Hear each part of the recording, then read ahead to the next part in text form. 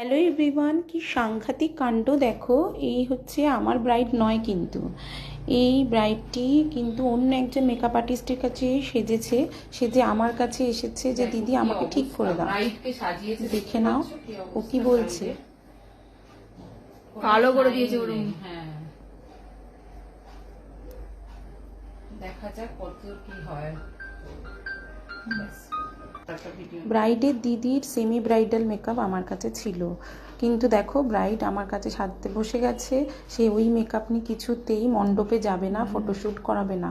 এতটাই তাকে খারাপ লাগছিল যে সে বাধ্য হয়ে আমার কাছে সাজতে বসে যায়। আমার যে মেকআপটা হয়ে গেছিল। কি হয়েছিল তোমার? আমাকে এমন একটা মেকআপ করে দেওয়া হয়েছিল যেটা আমার কমপ্লেক্সনের সাথে একদমই যাচ্ছিল না। প্রচন্ড একটা ডাস্কি মেকআপ করে দিয়েছিল।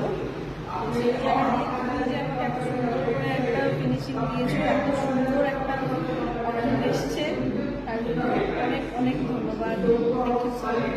থ্যাংক ইউ তোমাকে। তোমাদের কাছে মানে আমি তো অবাক হয়ে গেছি যে তোমরা যারা মেকআপ আর্টিস্ট বুক করছো যথেষ্ট ভালোভাবে যাচাই করেই বুক করো, যাকে তাকে বুক করে নিও না।